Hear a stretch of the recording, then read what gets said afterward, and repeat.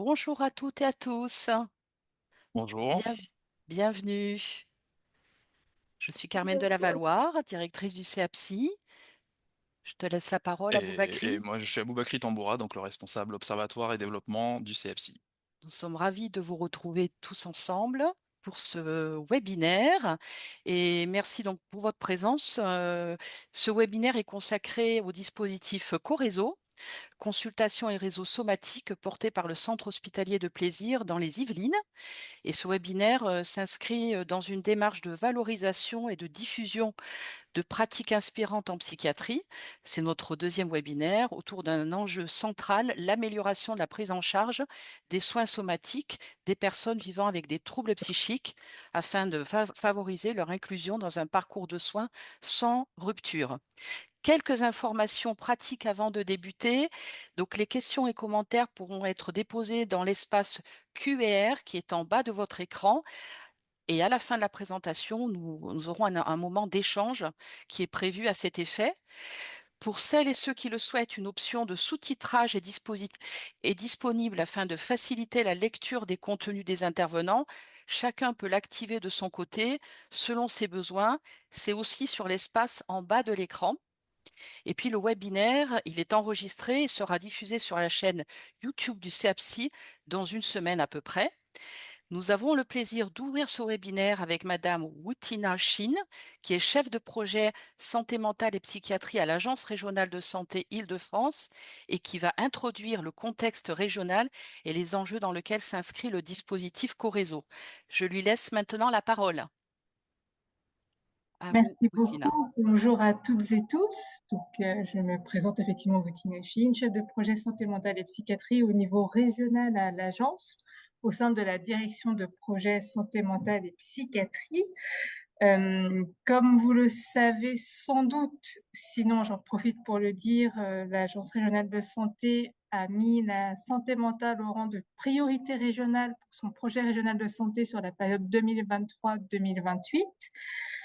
Donc, bien sûr, avant 2023, nous avions déjà posé des choses, renforcé des dispositifs, essayé de vraiment structurer davantage et d'accompagner les acteurs. Avec ce projet régional de santé en 2023, depuis 2023, nous avançons avec les acteurs pour continuer à porter vraiment les sujets de santé mentale et de psychiatrie et à essayer d'améliorer, de renforcer l'offre de soins, ou en tout cas de soutenir les acteurs dans cette démarche. En 2025 et maintenant 2026, avec la grande cause nationale santé mentale, nous avons proposé au CEAPSI et en lien avec le CEAPSI de pouvoir porter cette initiative de webinaire pour valoriser le travail des équipes de psychiatrie, puisqu'on a cet avantage au niveau de l'Agence régionale de santé d'avoir cette vision régionale sur, bien sûr, les difficultés en psychiatrie, mais également tout ce qui se fait d'intéressant, de dynamique, de motivant, tout ce qui est pensé par les équipes de terrain pour répondre à des problématiques de terrain qui en fait bien souvent concernent des problématiques de la psychiatrie en général, parfois France entière.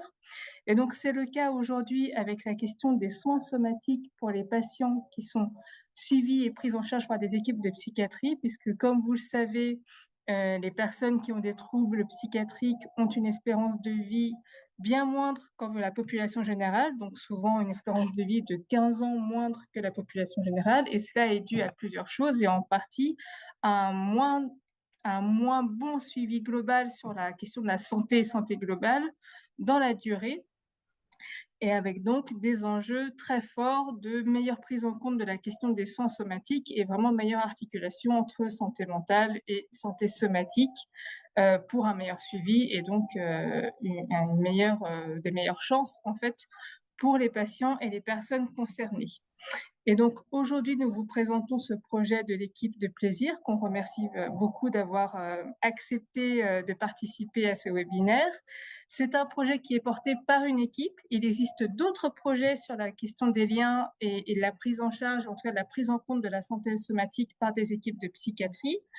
La question de la collaboration entre la médecine de ville, le premier recours et la psychiatrie est également un sujet qui est développé et porté par beaucoup d'autres équipes en psychiatrie. Donc, ce projet qu'on vous présente n'est pas le seul projet, mais c'est un des dispositifs qui existent, qui peut peut-être inspirer d'autres équipes qui pourraient se poser la question de comment développer et comment s'investir sur cette question, ou qui peut permettre aux uns et aux autres qui se sont déjà positionnés dessus de continuer à réfléchir sur comment ils ont porté leur dispositif, qu'est-ce qui a été fait ailleurs et qui peut être intéressant pour soi.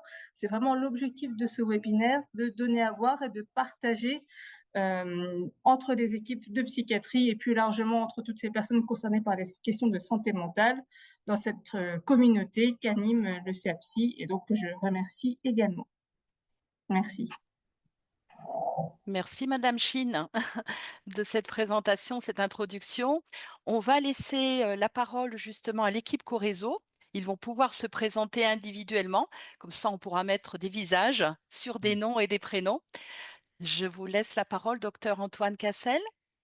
Alors bonjour, moi je suis le docteur Cazel, donc je suis le chef de service de l'équipe de médecine polyvalente en psychiatrie de l'hôpital de Plaisir, donc qui s'occupe des soins somatiques dans les services de psychiatrie et responsable du projet Corézo. Moi, je suis le docteur Bénécheli, je suis praticien hospitalier au sein de l'équipe somatique qui intervient également sur le projet Corézo. Moi, je suis le docteur Marie Navon, je suis médecin généraliste et je travaille en tant que praticien contractuel au sein de l'équipe Corézo. Moi, je suis Audrey Becker, je suis infirmière en pratique avancée, mention pathologie chronique stabilisée, et donc je suis l'infirmière pratique avancée du dispositif de Corézo.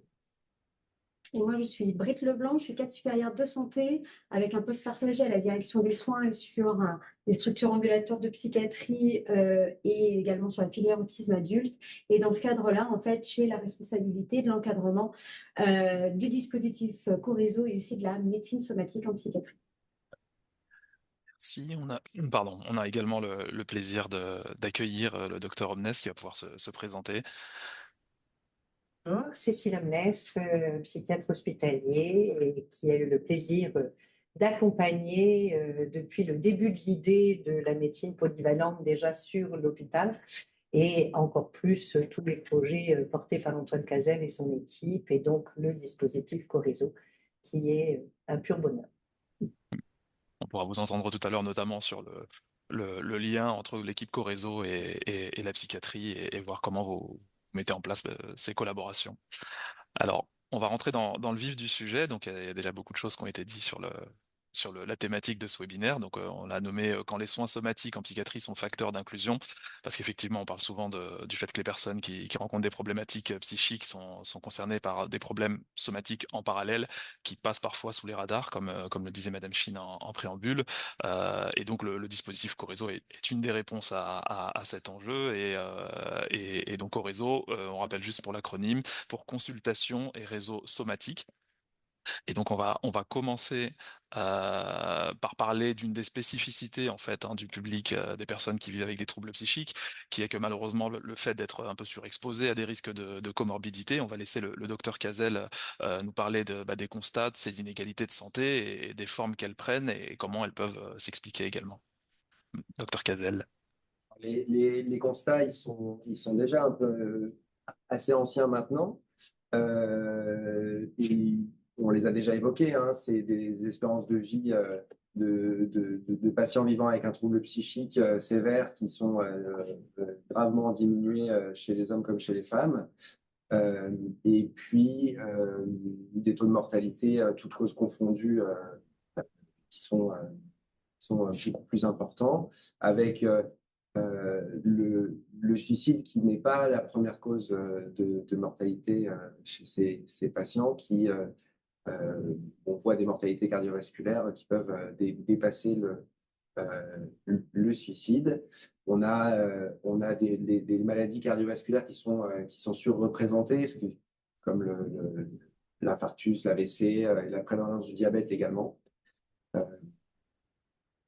Une fois que les constats sont faits, les causes, elles sont certainement très variées.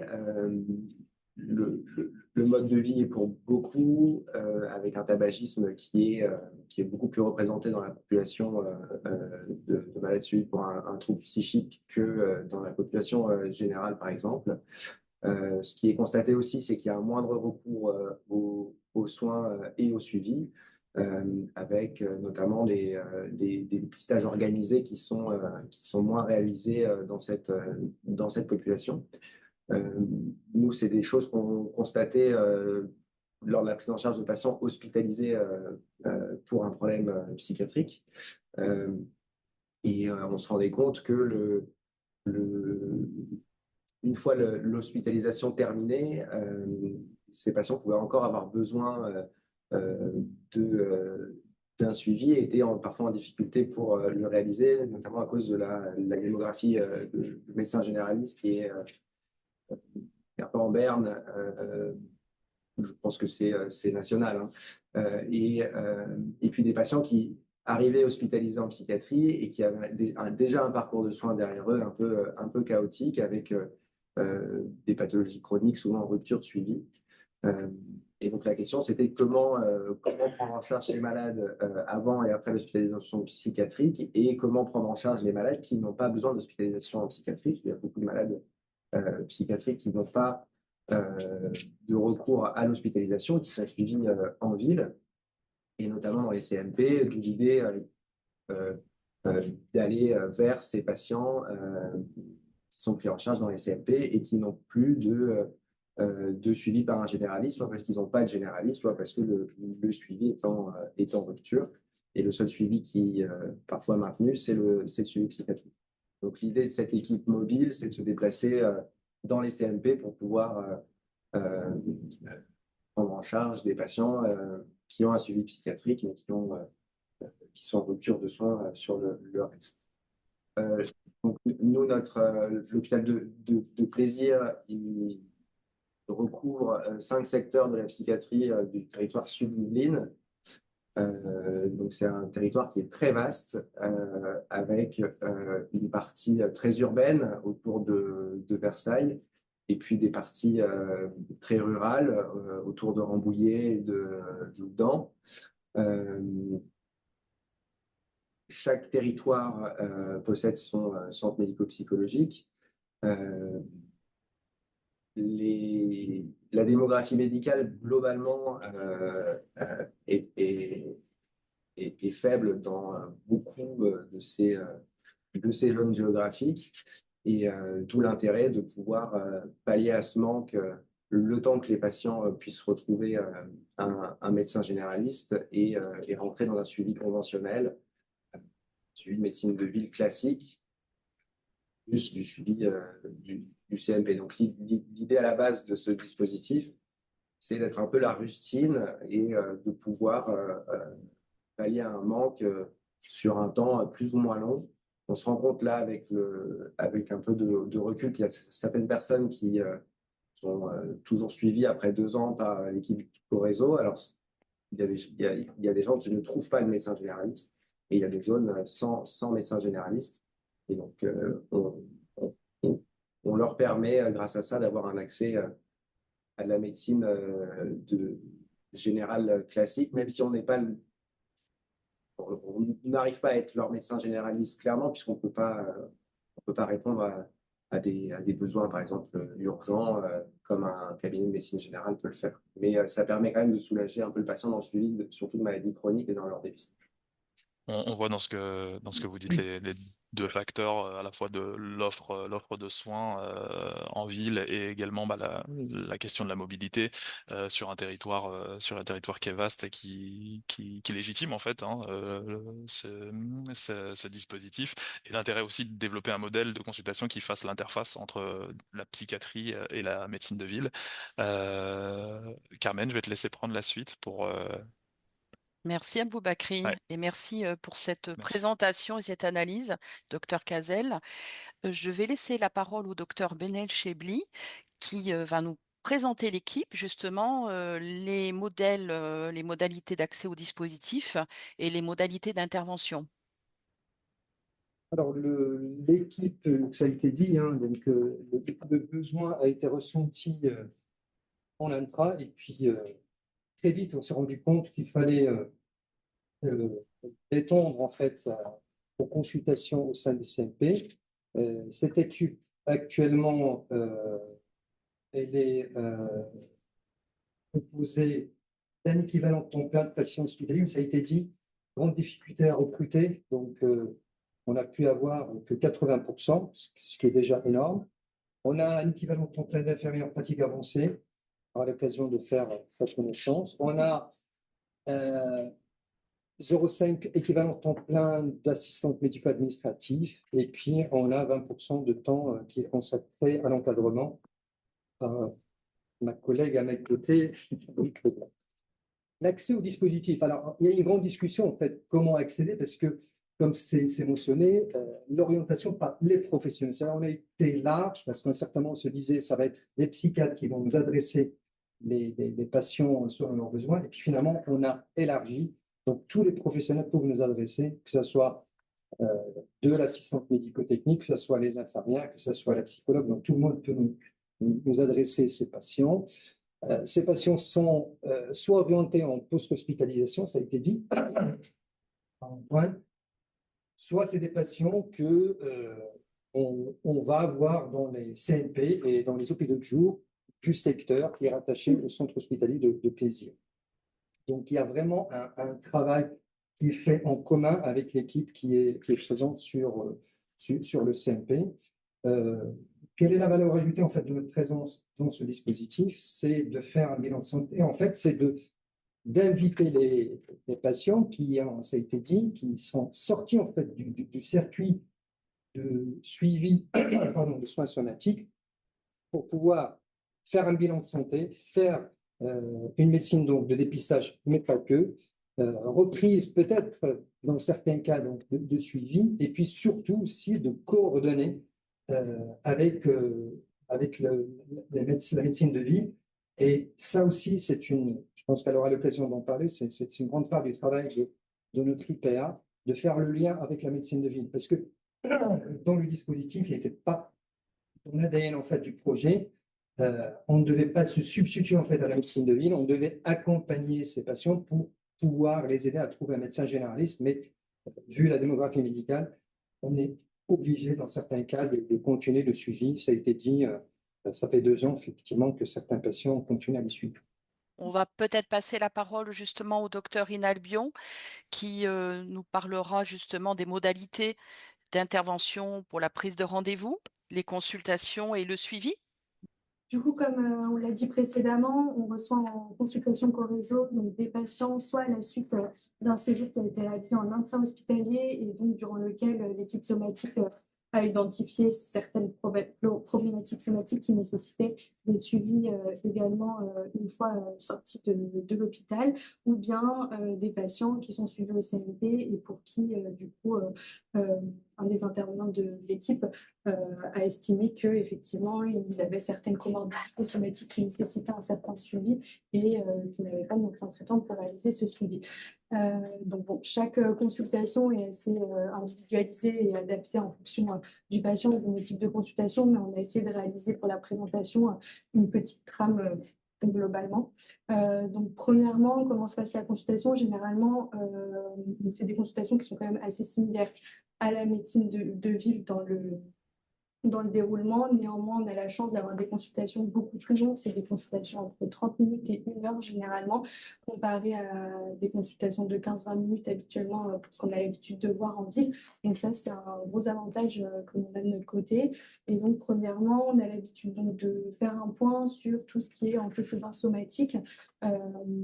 Soit c'est uniquement une mise à jour des antécédents parce que c'est un patient effectivement qui a déjà été suivi dans le dispositif et ou en intra-hospitalier, ou bien c'est une toute nouvelle création de dossier. On fait le point effectivement rapidement avec s'il y a eu un médecin généraliste antérieur pour récupérer en fait le maximum d'informations médicales pour assurer la prise en charge pour assurer une prise en charge médicale la plus qualitative possible.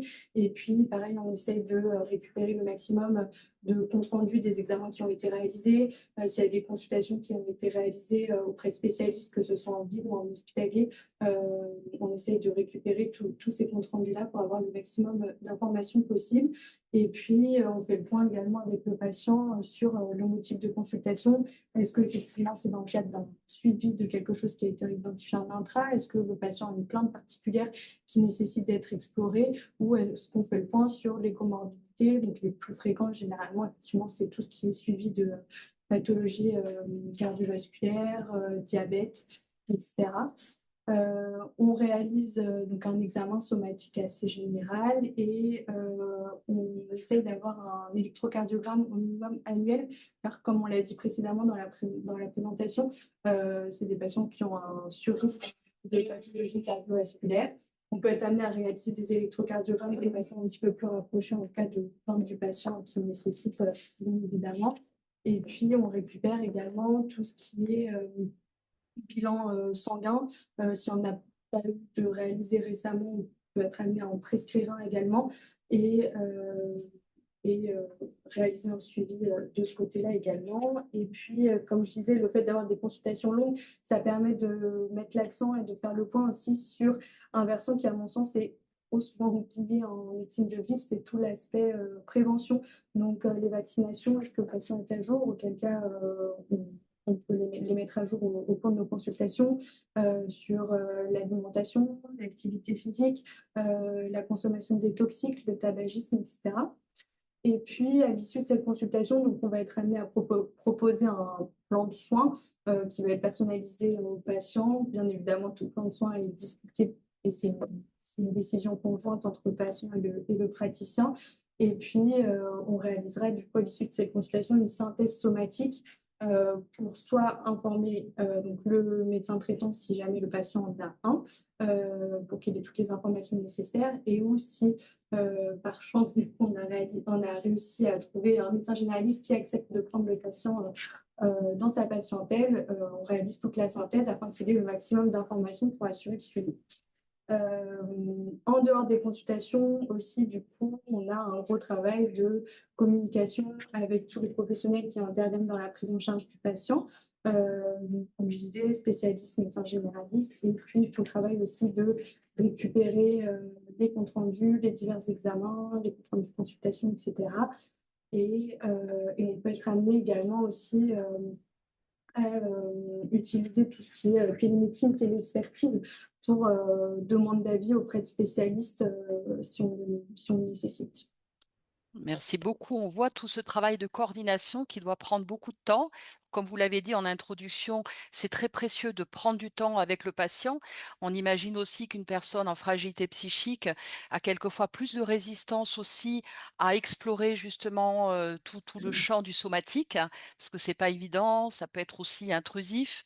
Et là, on voit que vous avez toute une délicatesse pour arriver à faire en sorte que les différents acteurs du soin puissent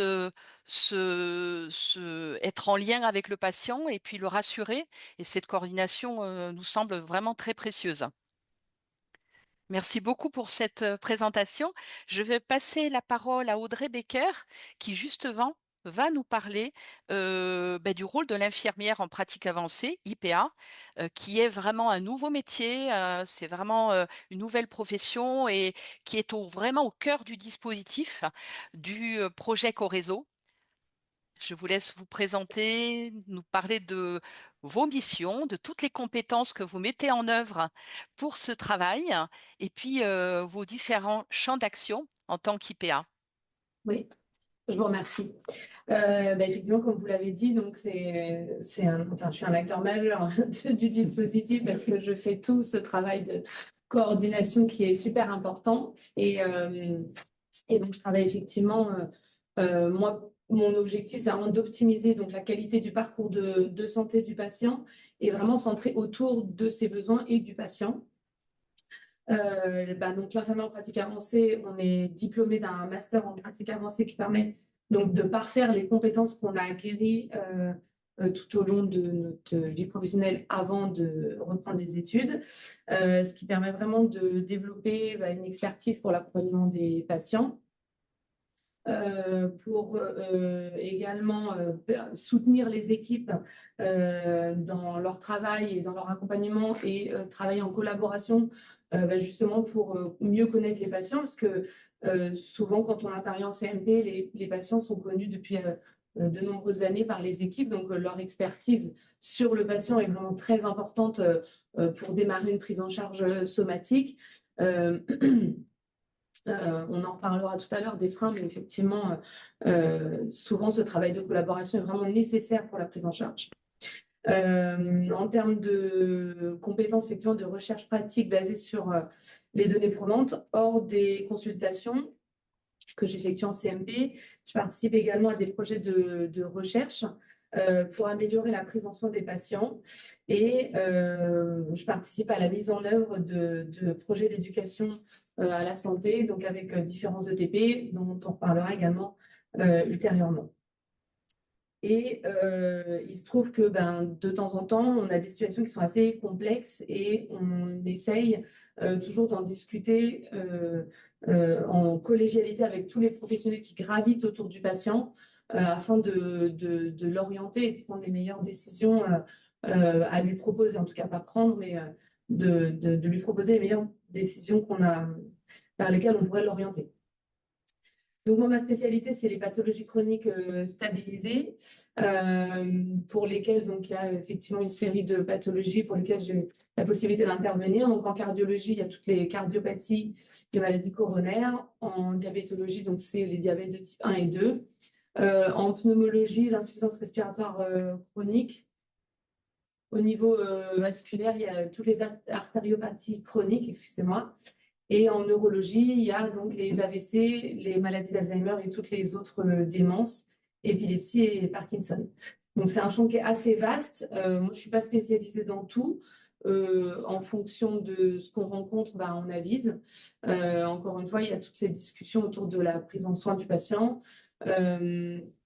Donc, effectivement, avec tout ce large champ d'action, comme mes collègues médecins, je fais donc des consultations initiales de suivi, soit c'est les collègues des CMP qui m'ont adressé un patient, soit qui a un médecin généraliste, mais pas accessible facilement, pas visible rapidement, ou alors que le contact des fois est difficile, mais la plupart du temps, c'est effectivement des patients qui n'ont pas de médecin généraliste.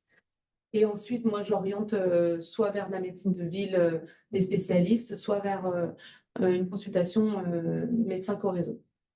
On a aussi tous les suivis de consultation, donc post-consultation médicale initiale. Donc là, c'est dans le cas où il y a une demande très particulière, très spécifique d'un patient, où du coup, ça nécessite dans un premier temps une consultation médicale.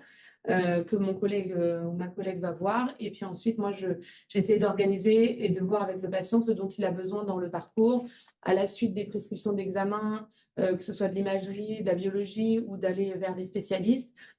C'est vraiment des moments où le patient peut se sentir perdu parce qu'il ressort de la consultation avec beaucoup d'orientation, que c'est pas évident pour lui, qu'il sait pas vers où aller. Donc moi, je travaille beaucoup ça avec le patient. C'est un temps de coordination qui est très long. Je les aide à installer des plateformes comme Doctolib. Ça m'est arrivé également de faire des consultation pour montrer aux patients comment appeler un service de santé, comment se présenter, comment être facilitateur dans ce qu'il peut présenter en fait. Donc ça fait vraiment partie de cette coordination. En parallèle, comme je l'ai dit un peu plus haut, effectivement, avec ma collègue infirmière de l'intra-hospitalier, on a monté et validé un projet d'éducation thérapeutique somatique psy, donc qui reprend des choses comme la prise en charge du tabac, de l'HTA, l'hygiène bucco-dentaire, qu'on fait actuellement depuis l'intra-hospitalier et qu'on va progressivement exporter vers les CMP pour que les patients qui sont effectivement en extra-hospitalier puissent également bénéficier.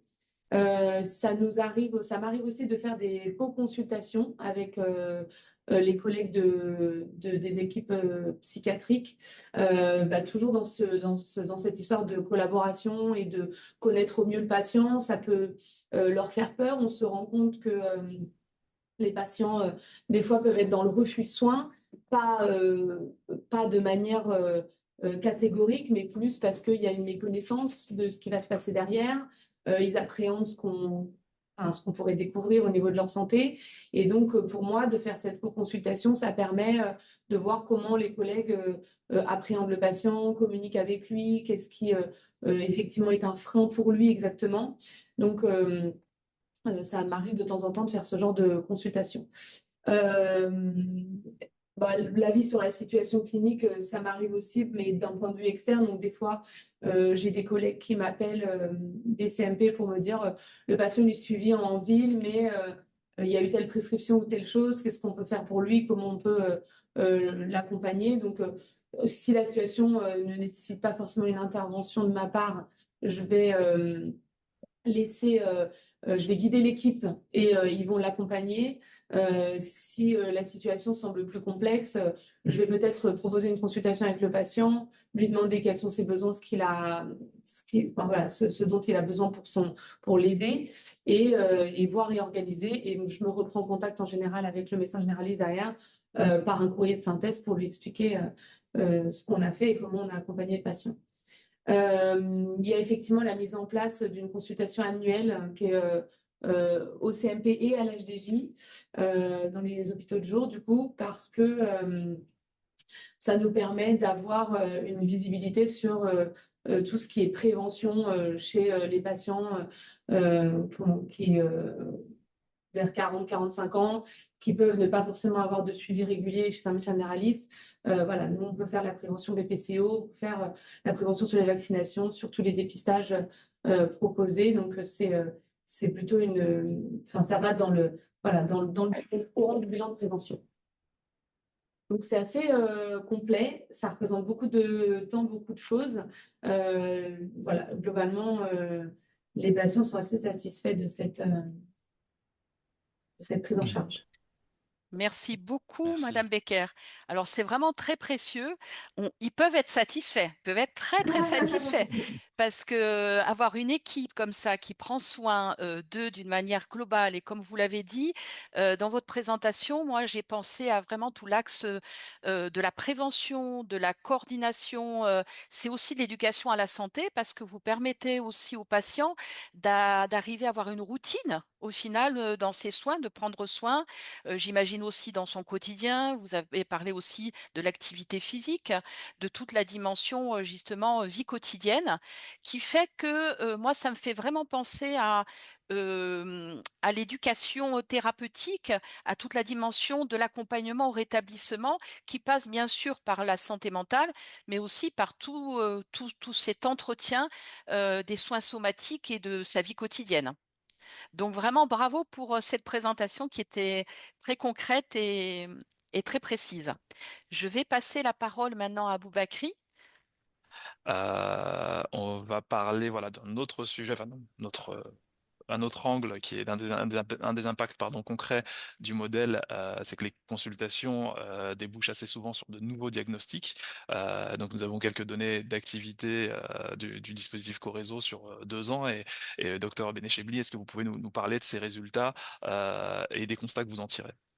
Alors, comme vous l'avez dit, vous l'avez compris, effectivement, c'est un suivi global. C'est avec plusieurs volets, effectivement. Un volet qui est qui est orienté vers le dépistage, ça a été dit, et un volet de prévention et de suivi donc des pathologies chroniques. Et dans notre dispositif, on a pu voir sur 257 patients, 50%, c'est-à-dire un patient sur 2 qui a été vu, on a un nouveau diagnostic. Ça ne veut pas dire effectivement qu'ils n'avaient pas de diagnostic, ça veut dire tout simplement qu'on a un diagnostic en plus qui a été posé, ce qui suppose en fait la complexité de la prise en charge et ce qui suppose aussi, c'est que la majorité de ces patients, ils sont sortis du circuit, soit qu'ils ont une pathologie qui est négligée, soit qu'ils ont effectivement une plainte pour laquelle on ne s'est pas donné les moyens pour asseoir un diagnostic.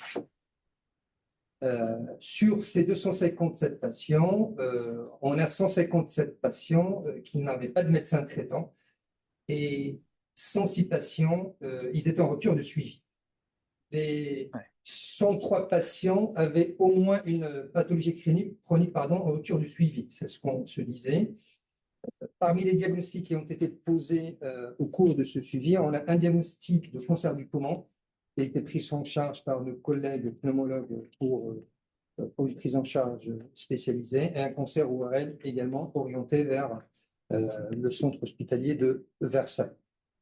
Sur les 147 pathologies diagnostiquées, ça a été dit, puisque la typologie des patients peut largement l'expliquer, on a des pathologies endocriniennes, donc vous avez bien compris, le diabète arrive en pole position, mais pas que. Les dyslipidémies aussi, donc problème d'obésité, problème de dysthyroïdie aussi, donc de dysfonctionnement de la thyroïde. Nous avons aussi des pathologies gastro-entérologiques, donc des pathologies inflammatoires au niveau du côlon, des pathologies aussi de type dyspepsie, de reflux, voire des gastrites, et puis un lot quand même important de pathologies cardiovasculaires, que ce soit de l'hypertension artérielle, que ce soit des pathologies de type coronaropathie, c'est-à-dire des inflammations au niveau des artères coronaires, que ce soit des insuffisances cardiaques qu'on arrive à diagnostiquer et qui sont pris en charge et qui sont orientés vers les différents spécialistes. Voilà, la liste est longue, mais vous voyez bien effectivement que le panel de de ce dépistage, cette prise en charge nécessite, ce qui a été dit par Marie, une consultation complexe, et c'est le bénéfice de cette consultation complexe qui permet en fait donc d'essayer d'orienter les diagnostics et plutôt surtout de les affiner. Oui, pour aller dans votre sens. Oui, Monsieur Cazel, vous vouliez. Juste la diapo, donc là c'était des chiffres après 2 ans presque et demi, ou 2 ans, c'était 2 ans. C'est 2 ans. D'exercice. Les patients qui étaient sans médecin traitant, au moment où on a fait les comptes, on en avait déjà 90 qui étaient en fin de suivi Corézo, donc qu'on voyait plus. D'accord. Et parmi ceux-là, globalement, il y en avait la moitié qui avait pu trouver un médecin traitant. Et puis la moitié qui était perdue de vue. Donc il y a un travail aussi de rappel de ces patients, et un travail avec l'équipe de psychiatrie pour pouvoir les revoir, parce que souvent le suivi psychiatrique perdure. Et puis il y avait des suivis qui étaient toujours en cours,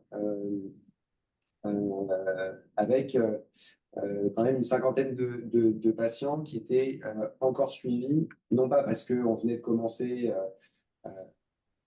la prise en charge, mais parce qu'il n'y avait pas de médecins généralistes qui pouvaient les recevoir dans leur bassin de vie, avec des patients qui sont parfois pas très mobiles,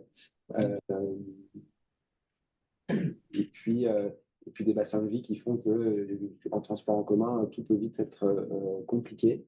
Donc si on n'a pas un accompagnant, ou si on n'est pas très autonome avec sa voiture, c'est assez difficile de faire quelques kilomètres pour aller voir un médecin généraliste dans la ville d'à côté. Oui, ça renforce finalement les constats dont vous parliez plus tôt en introduction de ce webinaire. Et puis il y a deux choses qui sont assez frappantes dans cette slide. C'est la diversité des spécialités, hein, dont parlait le docteur Benechebli. On passe de l'oncologie à la gynécologie, à la dermatologie. C'est vraiment très très vaste, et donc ça légitime en fait cette exploration somatique, et vous parliez voilà de la part des patients qui n'avaient pas de médecin traitant, et là 157 sur 257, on est à peu près aux 2 tiers des patients qui n'avaient pas de médecin traitant, et par rapport notamment à notre auditoire qui n'est pas forcément qui connaît pas forcément ces ordres de grandeur. Au niveau de la population générale, en France, en 2024, c'était 11% des Français qui n'avaient pas de médecin traitant. Donc ça, là aussi, c'est un constat chiffré qui renforce les constats des inégalités de santé qu'on avait évoqués en début de webinaire. Je profite de la transition pour rappeler que vous pouvez réagir, et certains l'ont déjà fait, en utilisant la fonctionnalité questions-réponses. Et il y a un segment dans cette présentation qui est prévu justement pour remonter toutes ces questions à l'équipe de Corézo, qui pourront vous répondre voilà, sur les différentes modalités du dispositif.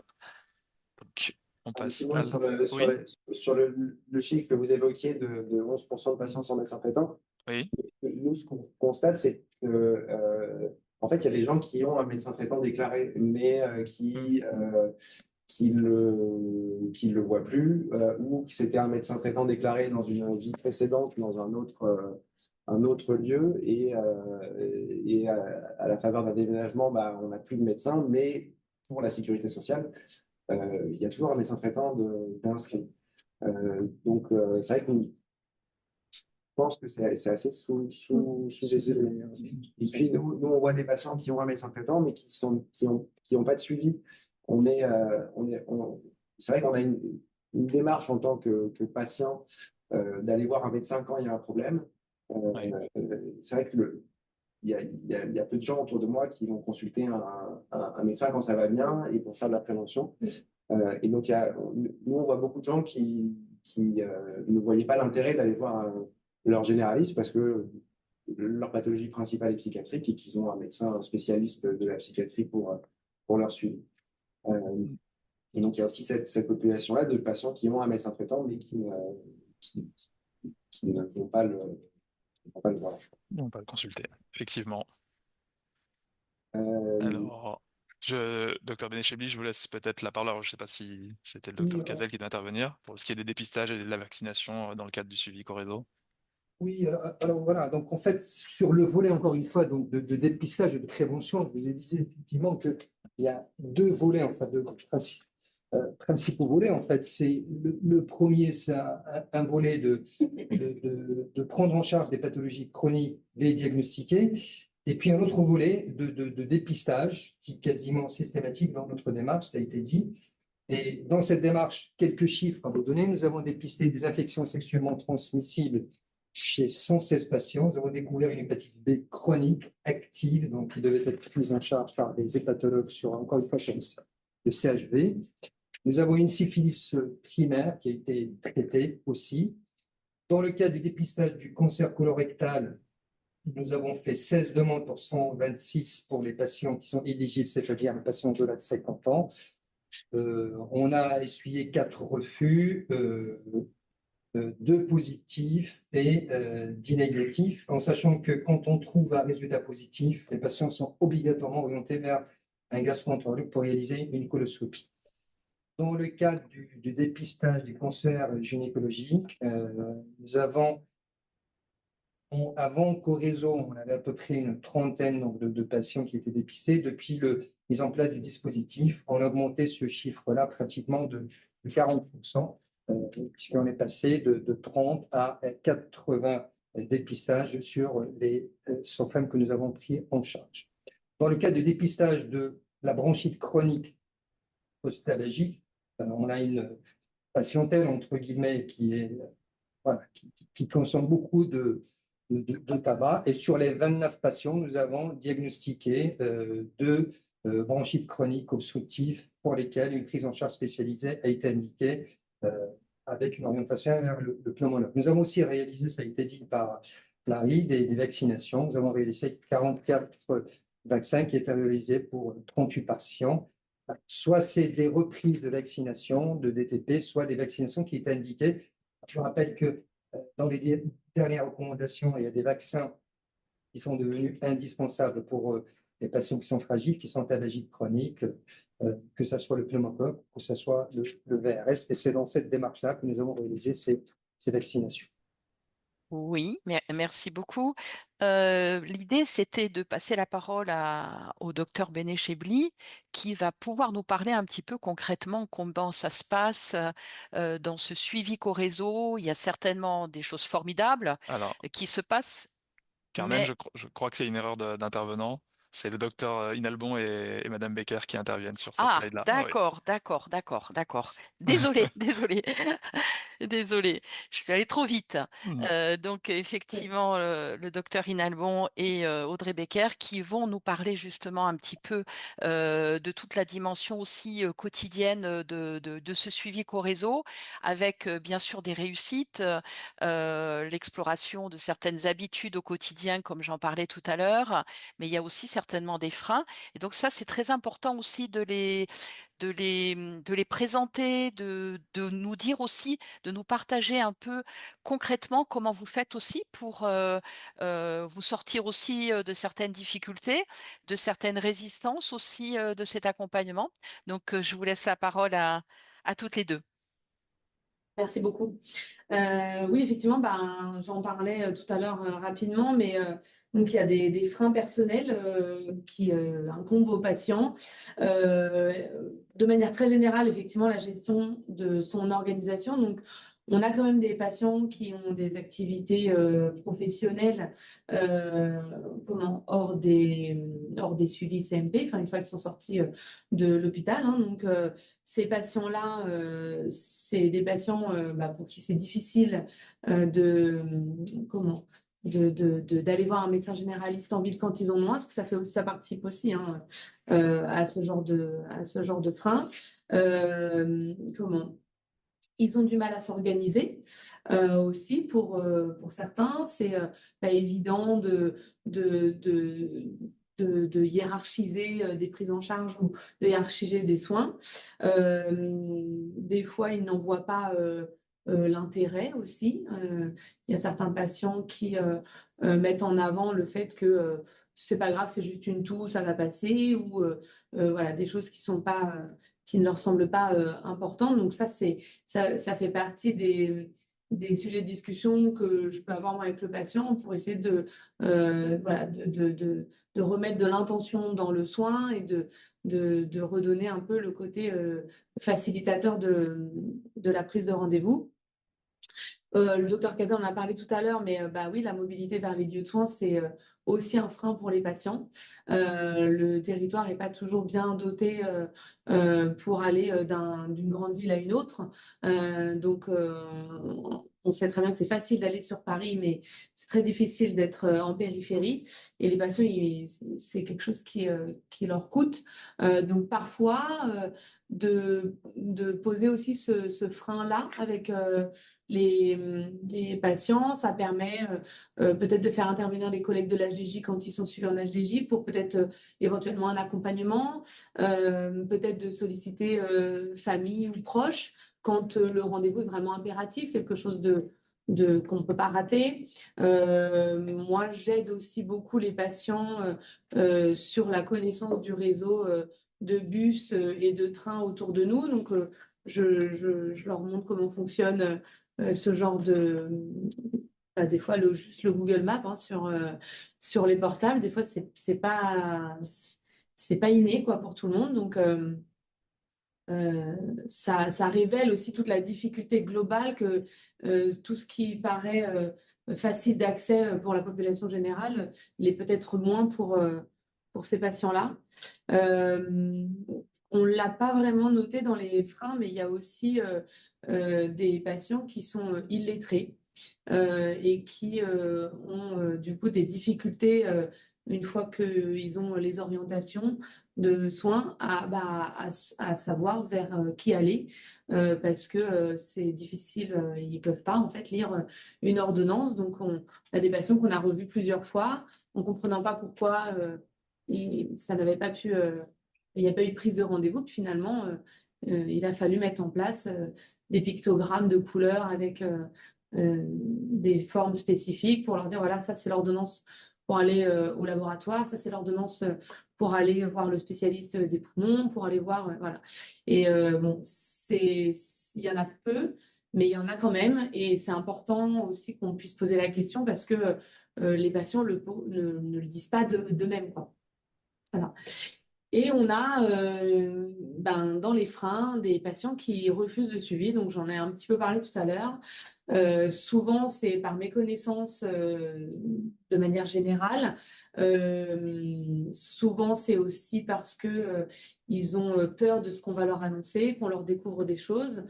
Donc, par exemple, dans mon suivi, je sais que j'ai pas mal de connexions téléphoniques, SMS avec les patients pour faire de la réassurance. Pourquoi je dois aller à ce rendez-vous? Vous m'avez fait l'examen, est-ce que c'est pas possible que vous interprétiez? Ben non, c'est pas possible, on n'est pas spécialiste en urologie, là, dernièrement, un dernier exemple. Et le patient, jusqu'à ce qu'il aille au rendez-vous, sur toute la semaine, je pense qu'on a dû savoir peut-être 10 fois au téléphone, parce qu'il avait besoin de cette réassurance, que je lui réexplique le pourquoi c'était important qu'il aille voir un spécialiste et que moi, je ne pourrais pas, moi ou le docteur Enalbon, on ne pourra pas et interpréter et proposer une prise en charge spécifique, puisqu'on n'est pas spécialiste de ces pathologies-là. Donc, le refus de suivi, il faut... nous, en tout cas, on travaille dessus. Moi, je travaille dessus en acceptant le refus dans un premier temps, en acceptant de revoir le patient de manière régulière s'il le souhaite pour parler de toute autre chose, pour que le lien de confiance puisse s'établir, pour qu'on puisse avoir d'autres sujets de conversation que éventuellement sa problématique pour laquelle on aimerait vraiment qu'il y ait un suivi. Et c'est de tourner autour comme ça et de faire connaissance et de prendre conscience des difficultés du patient que finalement, des fois, on va avoir des patients qui finalement vont accepter de prendre un traitement, qui finalement vont accepter d'aller faire un bilan sanguin annuel parce que on en a besoin pour démarrer le suivi, parce que voilà. Et ça, le refus de soins ou le refus de suivi, c'est vraiment un point central dans la compréhension du patient et de sa problématique. Et du coup, parallèlement à ça, bon, j'en ai déjà parlé un petit peu tout à l'heure, mais on essaye vraiment de mettre l'accent sur tout l'aspect de prévention.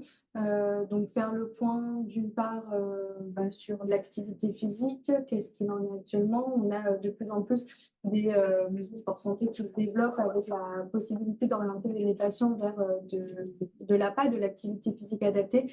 Donc, ça, parfois, ça peut être une option qui peut tenter un petit peu plus pour une reprise de l'activité physique en douceur et qui respecte également les comorbidités somatiques en parallèle. L'aspect du coup alimentation, nutrition, d'autant plus quand on reçoit par exemple un bilan sanguin avec un prédiabète ou un diabète mal équilibré ou bien un taux de cholestérol qui est trop élevé, ça nous fait des points d'appel supplémentaires pour aborder ce sujet-là et discuter avec le patient, voilà, qu'est-ce qui est possible de mettre en place dans la vie de tous les jours sur le versant de nutrition pour améliorer ces chiffres-ci. Et puis faire le point également sur donc, toutes les addictions, notamment en grande partie le tabagisme qui est très prévalent chez cette population. Et donc actuellement, donc on discute avec le patient, savoir si effectivement il serait prêt à diminuer sa consommation et s'il serait d'accord effectivement pour qu'on l'aide à aller dans cette démarche-là.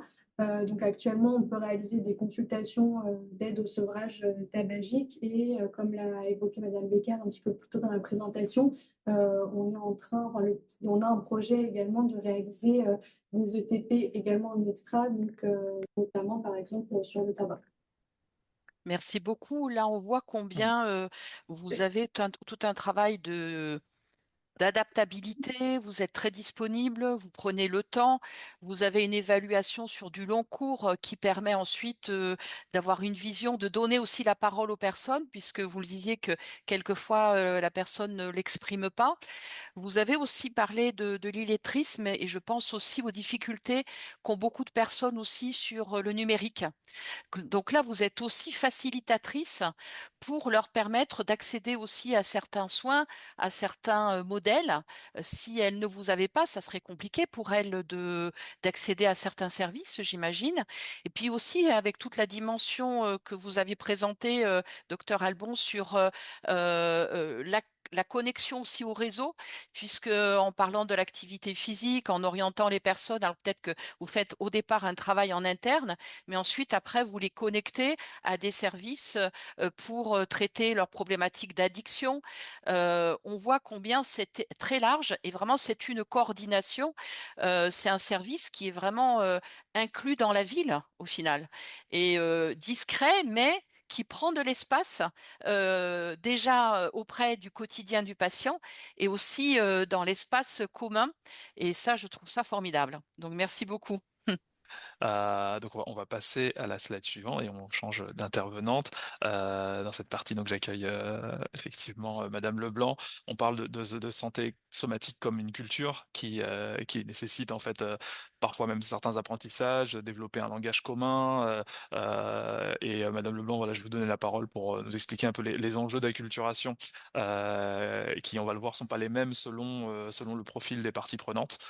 Donc voilà, je vous en prie, allez-y. Parfait.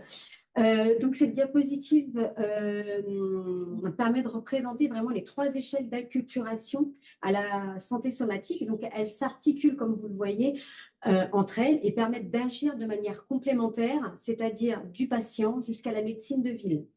La première échelle, donc au centre, c'est celle du patient. Donc l'enjeu principal consiste à aider les usagers à appréhender leur santé somatique de manière globale, holistique, en tenant compte à la fois du corps, du psychisme et du contexte de vie. Cela suppose un travail essentiel autour de ce qui est important, de la lutte contre l'autostigmatisation qui constitue souvent un frein au suivi et à l'accès aux soins somatiques. C'est ce que tu disais, Audrey, tout à l'heure. Moi, je suis un peu aussi dans le pratico-pratique. Donc, concrètement, cela passe par la mise en place de programmes d'éducation thérapeutique, comme vous l'a dit tout à l'heure Marie et Audrey, autour de besoins que l'on constate. Donc, à titre d'exemple, c'est ce que disait Audrey tout à l'heure, on a un programme ETP somatique psy qui permet vraiment à renforcer les connaissances des patients, leur pouvoir d'agir et leur autonomie dans la prise en charge de leur santé somatique sur les thématiques, comme vous l'avez dit tout à l'heure, c'est sur le tabac, l'hypertension artérielle, le diabète et l'hygiène bucco-dentaire notamment. Dans cette même dynamique, on en a parlé aussi, c'est tout ce qui est autour de la pratique sportive. Donc, au-delà de ce que vous disiez tout à l'heure, c'est vraiment aller dans la coopération et la collaboration. Donc, on a répondu à un appel à projet en partenariat avec la Fondation Décathlon, Décathlon Plaisir et l'association UFOLEP 78, afin de développer la pratique sportive vraiment dans les unités intra-hospitalières. Mais on a pensé à aller plus loin en termes de parcours, de penser le parcours de rétablissement, vous le disiez tout à l'heure, c'est vraiment ça, et d'initier la pratique sportive dans les unités intra-hospitalières, mais vraiment pour que on puisse faire ce parcours-là et les orienter en maison sport santé ou sur notre plateforme de réhabilitation psychosociale. Donc, il y a vraiment, on va au-delà, on va vraiment dans le partenariat pour pouvoir promouvoir cette pratique sportive aux patients que l'on accueille au centre hospitalier de plaisir. Donc, l'objectif, il est vraiment double, c'est réduire les comorbidités somatiques, mais aussi, ce qui est important pour nous, c'est améliorer le bien-être psychique en intégrant donc l'activité physique comme un levier à part entière en termes de parcours de soins. La deuxième échelle concerne vraiment le secteur, donc c'est-à-dire les équipes et les structures.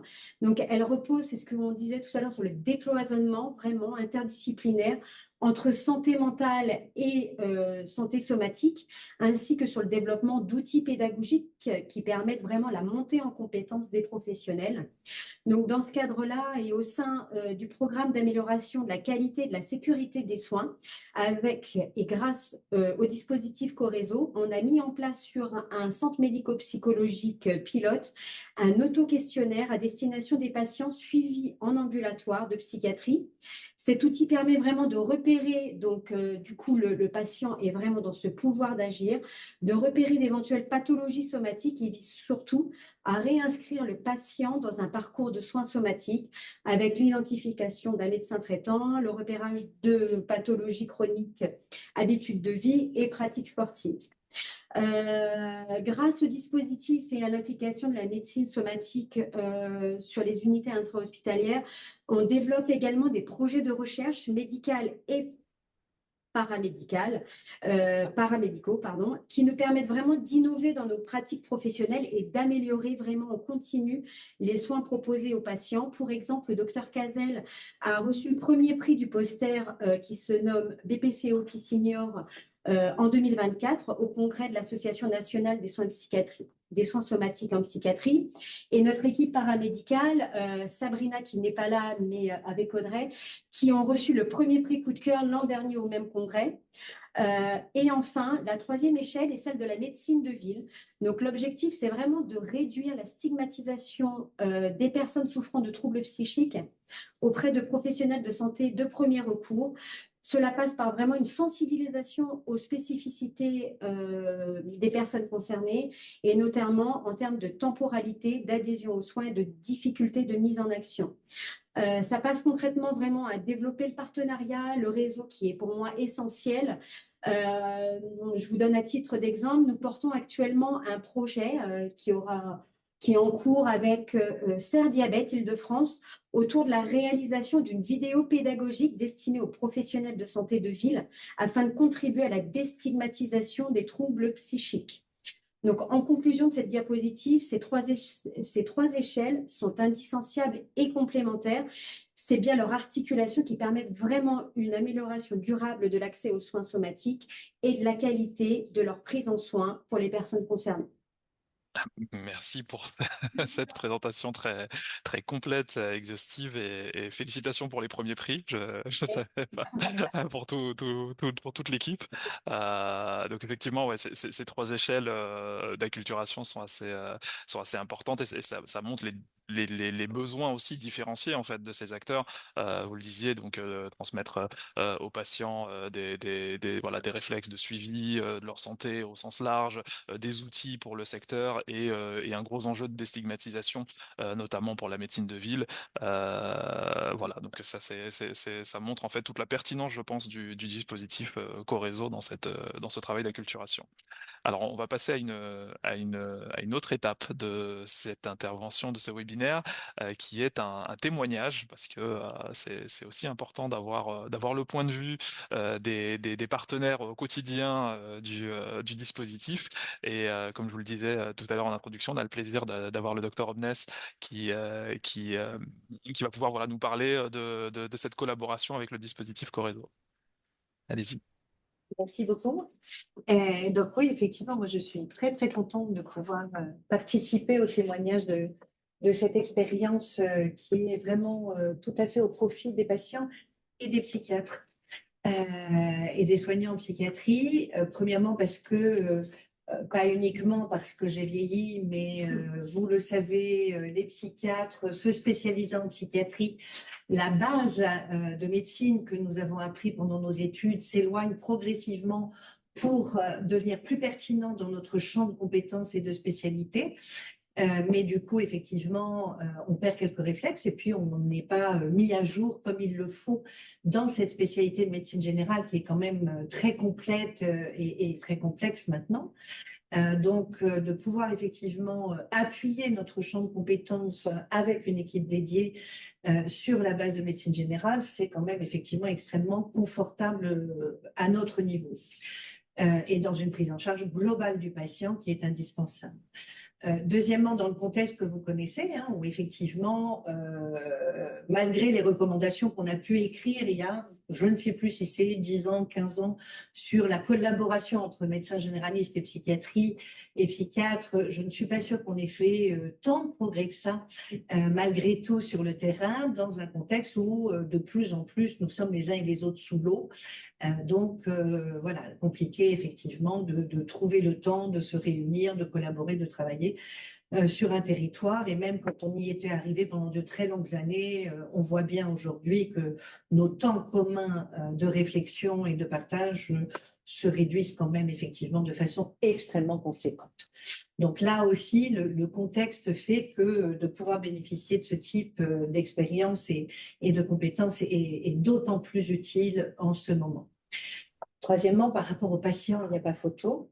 Le fait de pouvoir effectivement avoir une équipe, et je parle vraiment d'équipe, parce que ce soit le médecin, que ce soit l'IPA, que voilà, enfin, je veux dire, chacun est très au clair avec effectivement sa place, sa compétence, comment ça s'articule et comme ils se parlent entre eux. Pour nous, c'est extrêmement facile parce que finalement, c'est le premier qu'on arrive à joindre ou à voir qui va être notre interlocuteur. Mais ça nous permet vraiment de pouvoir effectivement poser facilement des questions parce qu'on reste médecin malgré tout, même si on est vraiment devenu psychiatre.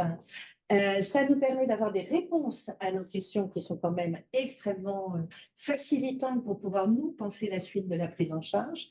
Ça nous permet de pouvoir effectivement réfléchir ensemble quand il y a des comorbidités complexes et particulièrement quand en plus il y a des choix thérapeutiques à faire, puisque les psychotropes que nous prescrivons ont quand même énormément de complications au niveau effectivement de la santé de nos patients. Donc, ça nous permet vraiment de pouvoir réfléchir ensemble dans une dimension utile pour le patient. Et puis, ça nous permet aussi de nous sécuriser avec une équipe, je ne vous le cache pas, qui est extrêmement agréable à travailler, puisque pas plus tard qu'il y a un mois, j'ai embêté Audrey sur une situation qui me posait, ou peut-être 2 mois, qui me posait plein de questions parce que le patient est arrivé avec énormément une liste de pathologies, mais je ne comprenais pas ce qu'il me disait. Alors, est-ce que c'était parce que je comprenais plus rien à mon âge, ou est-ce que c'était parce que le patient n'était pas très au clair, effectivement, sur ses pathologies? Deuxième solution. Voilà, mais merci Audrey. Mais en l'occurrence, j'avais quelqu'un pour m'aider, effectivement, à explorer tout ça et venir compléter cette partie-là et moi me consacrer à ma partie, effectivement, psychiatrique, puisque vous l'avez bien compris, le patient était quand même effectivement avec des troubles psychiatriques avérés, non négligeables. Et puis, pas plus tard que la semaine dernière, j'ai eu le plaisir, effectivement, là, d'embêter mon collègue Khalid. Manque de peau, j'avais effectivement prescrit un bilan biologique. J'avais trouvé une carence en vitamine D, mais une bonne carence, pas juste 3 microgrammes de différence. Et là, j'étais très embêtée parce que je ne savais plus. Donc, effectivement, j'appelle mon collègue qui, effectivement, me dit ce qu'il y a à faire et ce qui permet au patient de prendre le temps d'aller revoir son médecin traitant, ce qui peut prendre parfois, effectivement, 1 semaine, ce qui parfois peut prendre beaucoup plus longtemps aujourd'hui, là où nous sommes. Et un dernier point extrêmement important, c'est, comme effectivement c'était évoqué, la montée en compétences qui nous est proposée. Alors, pour les patients qui deviennent plus autonomes, et vraiment un grand merci, c'est l'occasion pour moi de remercier effectivement, donc merci Audrey pour tout ce travail d'éducation à l'autonomie que vous faites et qui vient appuyer notre travail de réhabilitation psychosociale, d'accord? Donc vraiment, ce volet est essentiel. Et puis, notre montée en compétences, parce que effectivement, heureusement, il y a beaucoup plus d'exigences sur la partie santé physique comme sur la partie santé mentale, et c'est normal, mais nous, on n'arrive pas à suivre. Et donc, voilà, donc on a régulièrement des petits rappels, des petits mémos sur le bon usage des antibiotiques, où est-ce qu'on en est aujourd'hui, sur effectivement comment est-ce qu'on prescrit sur un premier niveau de base. Voilà. Donc, ça nous permet effectivement de continuer, nous, de pouvoir effectivement acquérir, garder pour ceux qui en ont encore, et puis acquérir pour ceux qui ne les ont pas eues ou pour ceux qui les ont perdues, des compétences qui sont quand même indispensables, puisque nous restons en première ligne, nous, sur la partie psychiatrique, mais du coup pas que. Donc, savoir lancer les bonnes allumettes. Voilà, donc voilà, un grand merci et à cette équipe. Et puis merci, c'est l'occasion pour moi de dire merci à l'ARS d'avoir effectivement soutenu ce programme au départ expérimental et qui nous permet du coup de continuer au bénéfice des patients, parce qu'on est quand même sur un territoire, environ 450 000 patients sur le territoire du CHP, de Plaisir, 6 CMP, 5 hôpitaux de jour, 4 unités d'hospitalisation. Voilà, donc il ne manque pas de travail, mais ils sont toujours disponibles et on voit bien, nous, le résultat chez les patients, pour lequel aujourd'hui, effectivement, on a quand même, dans l'ensemble, pour beaucoup d'entre eux, un meilleur état de santé. Merci, merci beaucoup, Dr Omnes, pour ce témoignage. Vous avez des pouces qui s'affichent dans le dans le chat. Effectivement, quand elle est possible, cette collaboration entre la psychiatrie et la médecine somatique, elle permet, in fine, comme vous dites, à la fois de la montée en compétence des patients et des praticiens également. Donc c'est très précieux et on a le plaisir aussi de pouvoir bénéficier d'un témoignage d'une patiente, donc qui sera porté par Madame Becker. Voilà, est-ce que vous pouvez nous rapporter finalement ces informations? Ouais. Donc effectivement, il y a une patiente que j'avais sollicitée qui était d'accord pour venir. Malheureusement, elle était vraiment pas bien hier soir et ce matin, finalement, elle a définitivement refusé de venir. Mais j'ai pris avec grande attention son témoignage que je vais vous livrer du coup. parce que en plus ça tombe parfaitement dans le lien. J'avais manqué cette information dans la slide, mais dans une des slides précédentes, on a parlé des patients qu'on a diagnostiqués BPCO, et donc c'est une de ces patientes. D'accord. Qui effectivement a été diagnostiquée BPCO, qui était passée à l'hôpital de Mignot, mais aux urgences, il me semble. Puis ensuite, elle a été hospitalisée en psychiatrie. Et c'est par l'intermédiaire de la consultation de médecine générale de l'intra-hospitalier, donc faite par le docteur Cazel, que le dépistage a pu être fait. Il y a beaucoup de choses qui ont été organisées depuis l'intra dans un premier temps. Et puis elle est sortie. Il y a eu une première consultation de médecine générale avec Corézo au CMP, où il a fallu continuer d'organiser le parcours de soins. La patiente, dans un premier temps, n'avait pas donc tout le bagage pour prendre tous ses rendez-vous et toutes ces choses-là dans son suivi de santé. Et il a fallu donc une hospitalisation, je crois, en pneumologie et ensuite en réanimation pendant quelques jours pour qu'elle reprenne contact avec nous. Et du coup, moi, à ce moment-là, je suis rentrée dans la boucle du suivi et j'ai pu, avec elle, de manière précautionneuse, voilà, organiser tout ce dont je vous ai présenté durant ce webinaire. Elle voulait déjà, du coup, elle m'a remercié de pouvoir témoigner. Elle était vraiment très satisfaite, principalement donc du soutien administratif et l'aide à la prise de rendez-vous, parce que même en sortie d'hospitalisation, gérer les quantités de papier, que ce soit les comptes rendus d'hospitalisation, les comptes rendus de consultation, les imageries. Elle est arrivée avec un dossier, c'était pour elle complètement pas possible de comprendre ce qui s'était passé, enfin de gérer le dossier. Donc on a mis ça à plat, on a regardé ce qui pouvait être fait derrière, on a effectivement ensemble, je lui ai fait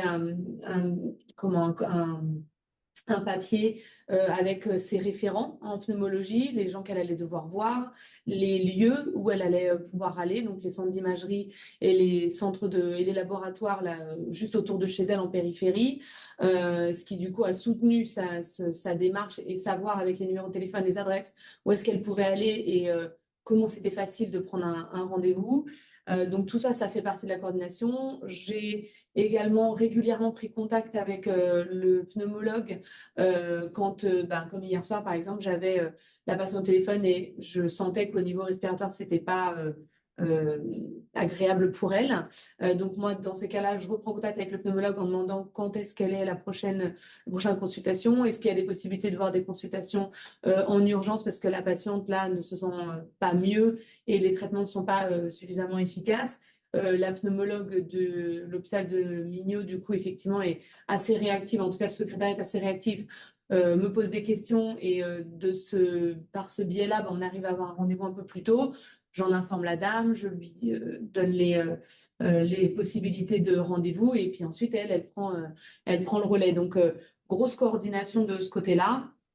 Elle a aussi trouvé très favorisant le soutien téléphonique dans les situations où c'était difficile, parce que des fois c'est elle qui est venue m'interpeller en me disant que voilà, elle était en difficulté au niveau de sa BPCO et que ça marchait pas. Donc elle a dans ces cas-là pu contacter les pompiers et elle a été aux urgences somatiques pour le coup. Et donc voilà, elle nous remercie en tout cas sur ce côté très facilitateur de soins qu'on peut apporter dans le suivi de ce genre de pathologie chronique. C'est très éloquent, vraiment, et précieux du coup pour les patients, on imagine. Et, euh, et en fait, ça me fait penser que tout ce travail de coordination, de pédagogie, d'accompagnement, correspondent pas toujours à des actes médicaux, mais finalement ils sont centraux dans la capacité finalement de la personne à s'inscrire dans ce mouvement voilà, de prise en compte de sa santé somatique. Et donc, encore une fois, ça justifie, je pense, ça légitime le dispositif et la façon dont vous l'avez structuré l'intervention. On arrive vers la fin de ce webinaire. il y a une slide qui nous reste à explorer avec Madame Leblanc et Madame Becker qui sont parfaitement centrées au niveau de l'écran. Du coup, je vous laisse peut-être voilà, nous parler un peu des résultats de ce modèle et des retours que vous avez pu avoir, un peu dans la continuité de ce qu'on venait de se dire.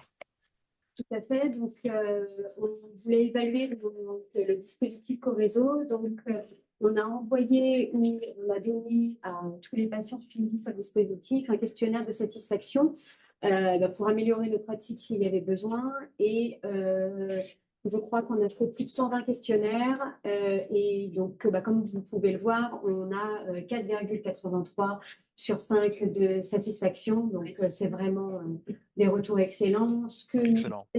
les patients, vraiment, c'est l'accueil bienveillant, mais ça, je pense que exactement, l'écoute, le temps, puisque du coup, c'est de ça dont il s'agit, en fait. Prendre le temps pour pouvoir comprendre quel est mon besoin, dans quelle temporalité je peux le faire. Donc ça, c'est vraiment, enfin, moi, je trouve vraiment la plus-value de ce dispositif. La qualité des soins également, l'attente limitée avec le planning de consultation prévu en fonction du temps long nécessaire. Donc, comme vous le disiez, Marie, c'est pas 20 minutes, mais ça peut prendre 1 heure ou 1 heure et demie. Donc, et l'accompagnement d'Audrey pour la gestion des rendez-vous ou la prise de rendez-vous qui nécessite une aide. Et c'est une réelle plus-value donc, pour la prise en soin des personnes concernées. Effectivement, et on parlait donc, je parlais tout au début de la collaboration efficace avec le secteur, c'est vraiment dès le départ, enfin je me suis très rapidement rendu compte que du coup moi j'en ai pas parlé, mais je suis pas, j'étais en formation quand le projet a débuté, je suis arrivée presque 1 an après.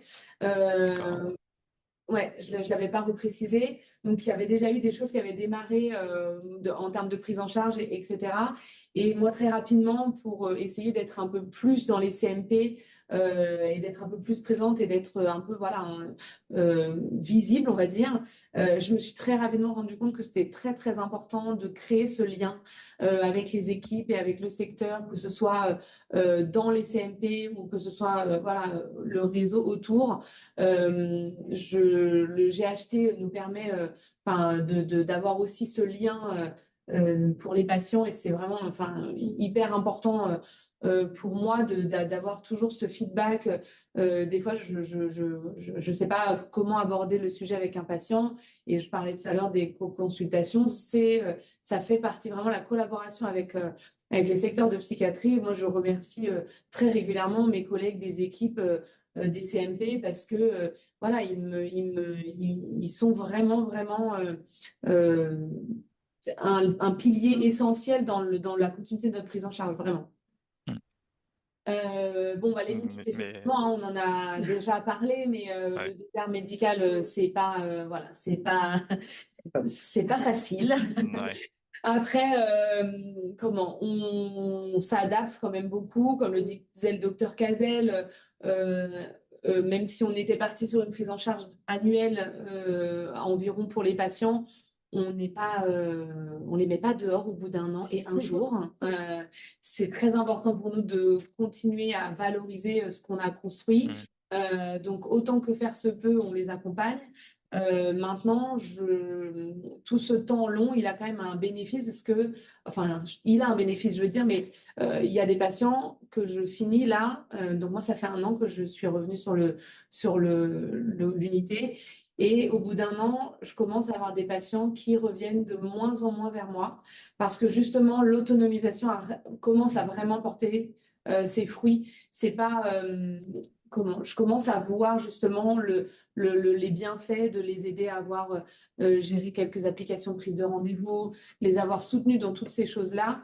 Voilà, ils reviennent moins vers moi. J'ai des patients là que je revois de moins en moins ou sur lesquels j'étale vraiment les suivis et je me dis que bon, là, du coup, il y a une vraie efficacité et même si j'étais convaincue de faire bien, là, vraiment, je commence à avoir les résultats. Donc, je pense que c'est vraiment une bonne chose pour les patients. Une faible visibilité au-delà des CMP, effectivement, les liens avec les CPTS, parce que du coup, sur la première carte, enfin, d'une des slides du début, il y a les secteurs, mais on aurait presque pu mettre une carte aussi avec en transparence les CPTS, parce que Ouais. certaines CPTS ne sont pas du tout, Alors enfin, ne pour collent pas. les communautés professionnelles territoriales de santé, pour les personnes Exactement, qui ne connaissent excusez-moi. pas l'acronyme, je vous en prie.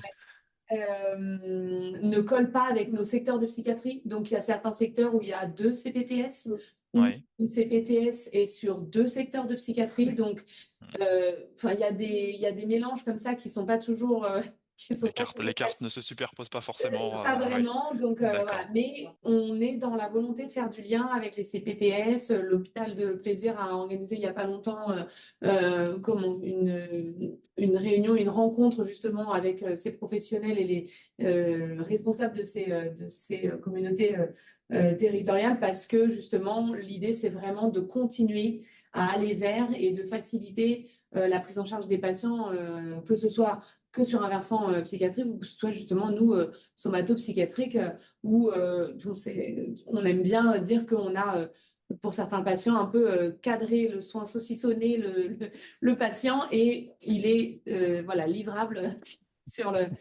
sur la ville. Une des difficultés aussi, c'est il n'existe pas, comme vous disiez tout à l'heure, par rapport au temps qu'on y passe.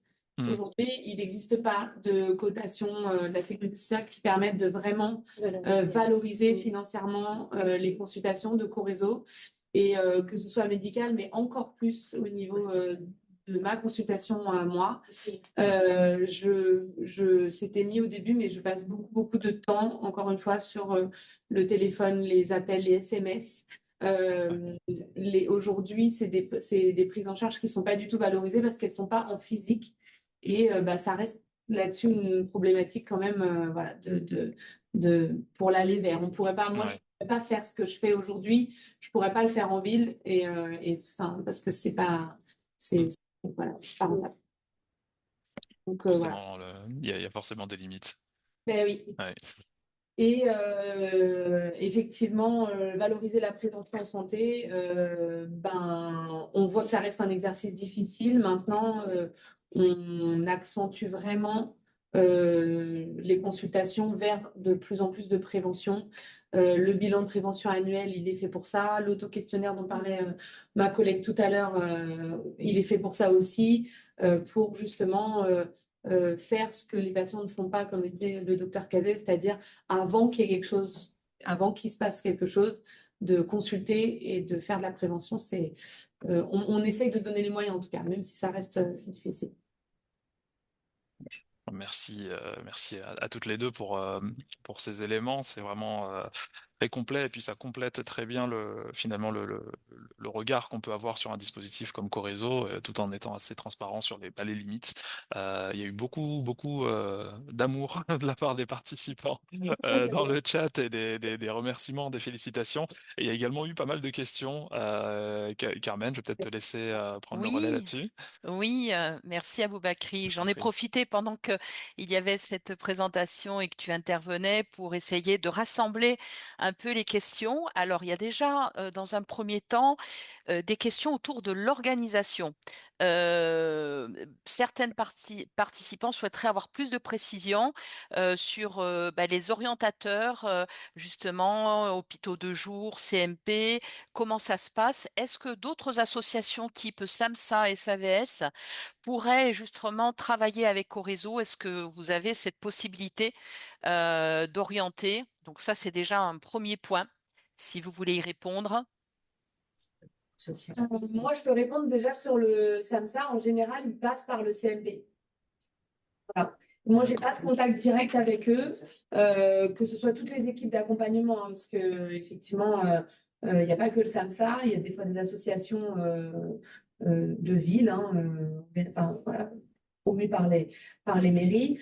En général, comme ils savent que le patient est suivi sur le CMP, ils passent par le CMP et ça revient vers nous. Les quelques fois où c'est arrivé, c'est comme ça que ça s'est produit. D'accord. Merci beaucoup. On vous pose la question, dans combien de CMP vous vous déployez? et comment vous vous organisez au niveau du planning?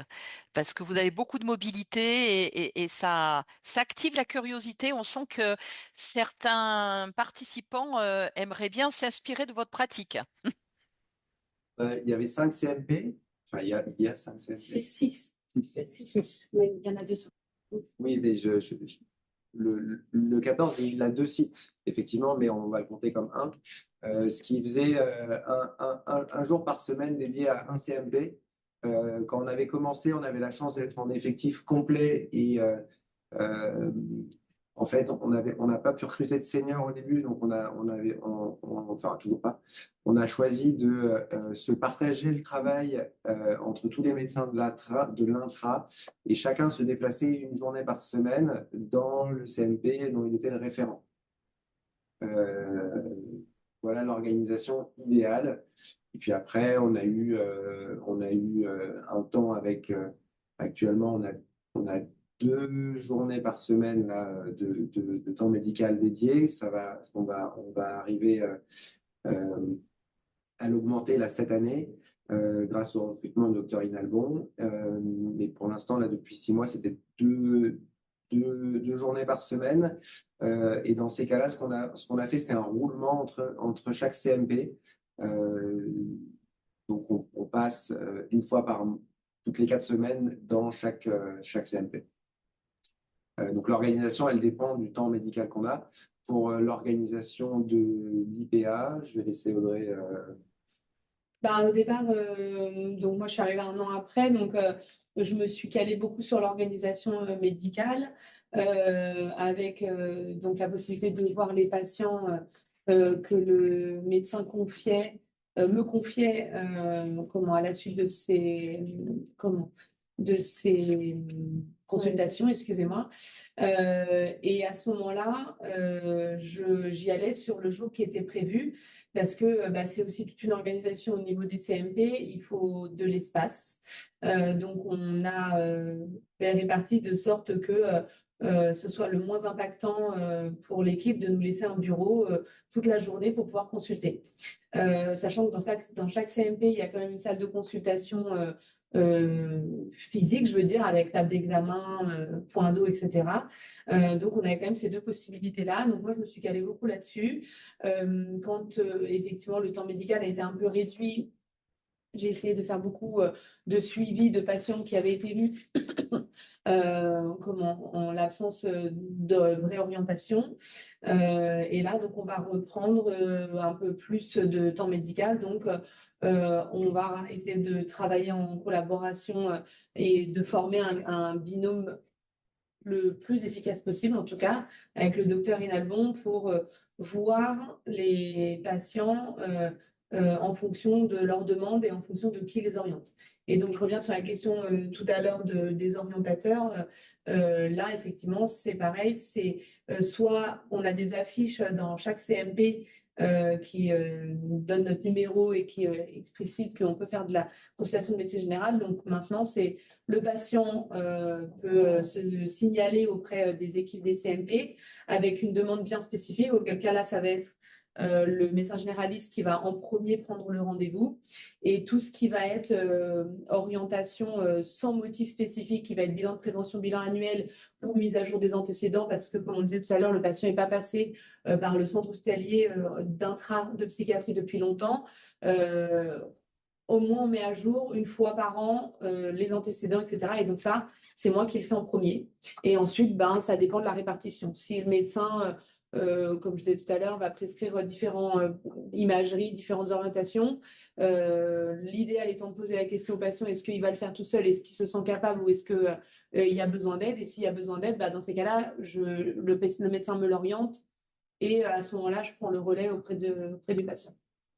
Et je me permets de compléter sur la partie orientateur. Alors, ça veut dire que les CMP doivent effectivement s'organiser pour libérer un bureau de consultation en rez-de-chaussée sur une journée par semaine. Ce qui peut paraître effectivement compliqué, ce qui, dans la période actuelle où on a beaucoup moins de psychiatres, devient quand même beaucoup plus facile, mais surtout avec un vrai bénéfice et une réorganisation tout à fait possible au niveau des CMP. pour lequel, effectivement, on cible là où il y a le moins de consultants. On en profite pour mettre les VAD, les synthèses extérieures, etc., sur les jours où il faut libérer le bureau de façon à pouvoir effectivement accueillir Corézo. Et comme vous l'avez compris, on considère qu'on est gagnant à accueillir cette équipe dans l'intérêt de nos patients. C'est pas très compliqué. Sur toute la partie recueil effectivement des antécédents, vous le savez, les psychiatres recueillent les antécédents, ils sont quand même médecins, mais ne les mettent pas forcément dans la bonne rubrique. Et surtout, ce qu'ils oublient systématiquement, c'est la partie vaccin. Je me permets de le dire. D'où l'intérêt, effectivement, quand même, de vraiment continuer de travailler ensemble. Pour le lieu des consultations aussi, j'ai un mot sur les CMP, parce que ça peut être difficile aussi d'aller dans le CMP s'il n'y a pas de place. On avait, on avait commencé avant Corézo, on avait commencé par monter la consultation au sein du centre hospitalier de plaisir, une fois par semaine. Et en fait, on s'est vite rendu compte qu'on ne voyait que les patients du secteur de plaisir, secteur 12, et que dès qu'on proposait à quelqu'un de Rambouillet de venir faire une consultation à plaisir, c'était pas possible, quoi. 2 heures de transport en commun, donc il vient. Il y avait vraiment un intérêt à être dans les CMP, même si c'est vrai que pour certains CMP, c'était plus difficile que d'autres de trouver un lieu où on puisse consulter. Il y a souvent en fait une continuité dans la prise en charge. Il y a souvent une démarche diagnostique qui a été initiée en intra. Quand le patient il sort, parce que je rappelle que ce sont des patients qui sont hospitalisés en psychiatrie, que le psychiatre, quand il les stabilise, sont sortants, sur le plan psychiatrique, mais peut-être sur le plan somatique, nous, on les suit justement dans le dispositif Corézo. Donc il y a souvent voilà, entre guillemets, une coopération avec le service de psychiatrie pour donner un rendez-vous pour pouvoir suivre et continuer la démarche diagnostique.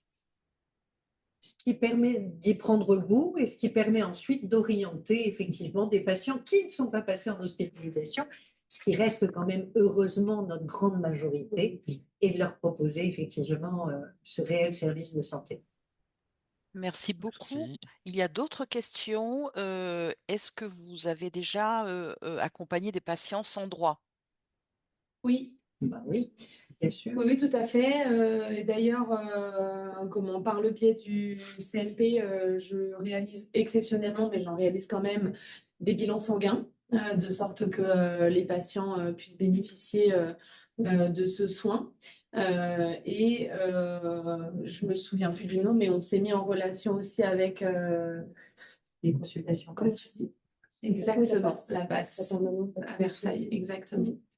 Ça y Rambouillet. On a 2 hôpitaux généraux qui ont des consultations PASS dédiées pour ces populations-là sur notre territoire. Donc, ce qui nous permet vraiment de pouvoir travailler en collaboration. Merci. C'est tout l'intérêt du service public. Merci beaucoup de le préciser. Est-ce que vous travaillez aussi en réseau avec Handiconsulte? Oui. Je t'en prie.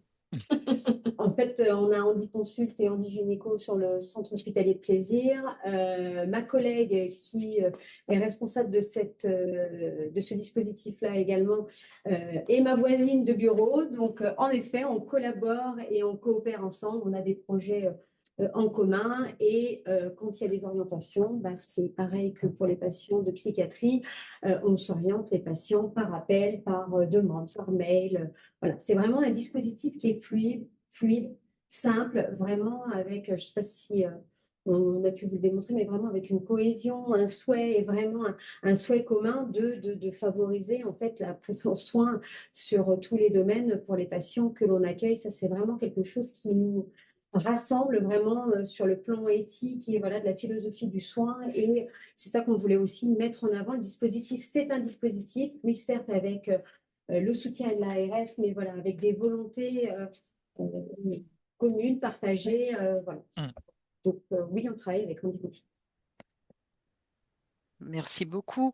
Il y avait une question pratique aussi sur est-ce que certains médecins généralistes interviennent pendant les hospitalisations? En fait, toute notre équipe, à la base, est une équipe qui intervient pendant les hospitalisations. Donc, on faisait les deux, Corézo et l'hospitalisation. Et là, cette année, on a une ancienne interne que vous pouvez voir, Dr Inalbon, qui revient sur un poste dédié sur ce dispositif. Donc, elle n'interviendra pas en hospitalisation, mais uniquement sur Corrigo. C'est la personne qu'on cherchait il y a 3 ans quand on a commencé à écrire le projet, et on est content que ce soit notre ancienne interne qui revienne vers nous. Est-ce que la question, c'est peut-être c'est le médecin généraliste de ville qui intervient en intra? C'est ça la question? La réponse est non. Alors ça, c'était dans les années 1995-2000. Et puis, au moment de la réforme des 35 heures, donc je vous laisse la date, c'est l'avantage des vieux, hein, ils ont un peu de mémoire, on a utilisé en fait cette réforme, nous, pour nous doter d'un temps de médecine générale attitré à l'hôpital. Et donc, on a quitté le système des vacations avec quelques médecins libéraux. On a eu la chance d'avoir vraiment des collègues de grande qualité qui venaient nous aider, mais on a pu du coup se doter effectivement dans notre réorganisation interne. On a pris sur nos budgets pour pouvoir créer réellement un poste de médecine générale.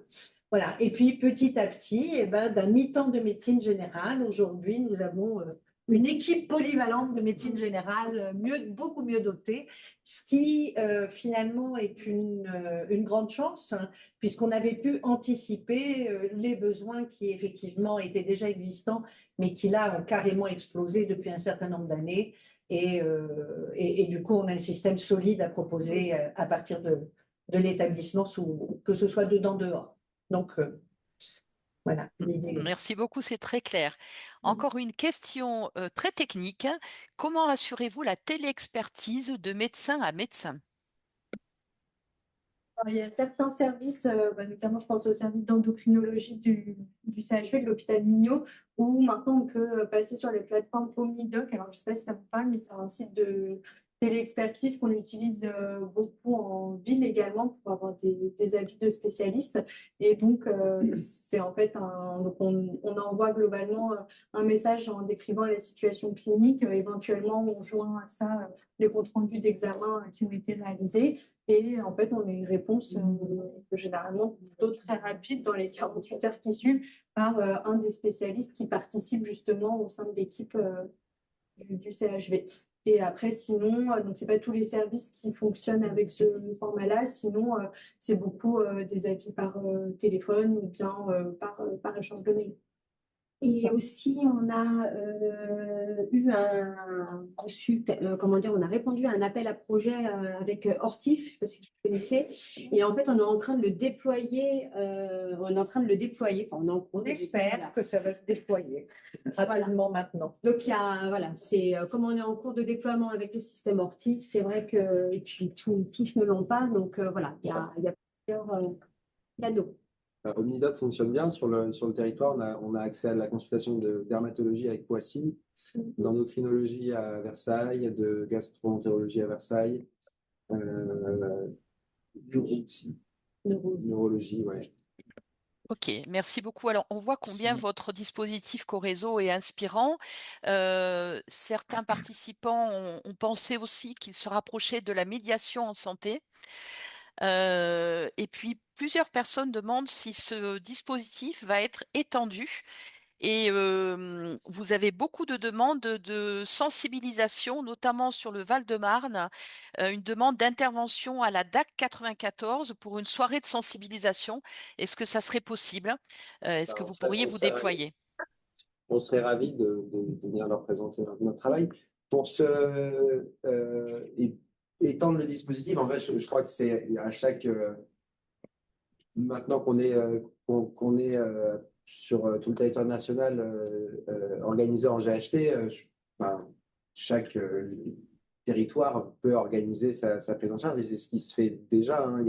Alors, certains ont repris le nom Corézo qui vient de l'équipe lyonnaise qui avait créé le dispositif il y a 10 ans, ce qui permet... moi, je trouvais ça bien de reprendre le même nom, comme ça on arrive à se repérer. Mais je crois qu'il y a d'autres dispositifs qui ont un nom différent et qui fonctionnent sur le même principe d'aller vers ces patients de CMP. Alors, l'adresse mail ça peut pas être ça. n'est pas à jour. Non. C'est On est C'est passé en Corézo. GHT. Donc c'est toujours Corézo, mais c'est D'accord. -CHP normalement. Et c'est ght78sud.fr.